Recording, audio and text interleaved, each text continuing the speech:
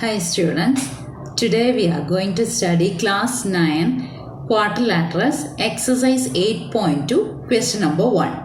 Our question is ABCD is a quadrilateral in which P, Q, R and S are midpoints of the sides AB, BC, CD and DA. AC is a diagonal. Show that first part SR parallel AC and SR equal to half AC, second part PQ equal to SR and third part PQRS is a parallelogram. Here the figure is also given. For proving the first part we have to take triangle ADC and we know that S is the midpoint of AD and R is the midpoint of CD.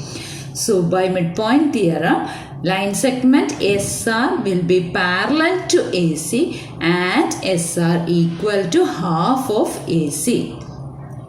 That means the first part is over. Now for proving the second part, we have to take triangle ABC also.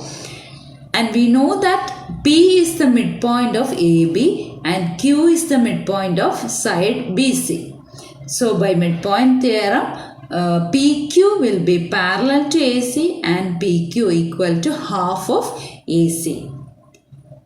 See, here SR equal to half of AC and PQ is also equal to half of AC. That means SR will be equal to PQ or PQ will be equal to SR.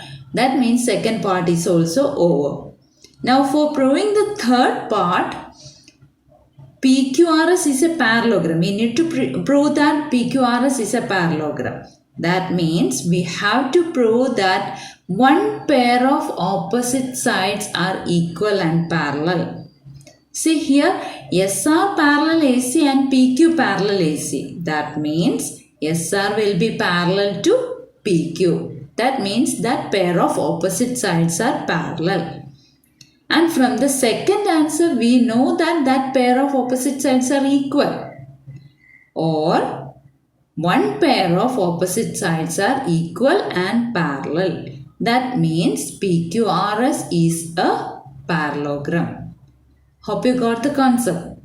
Thank you.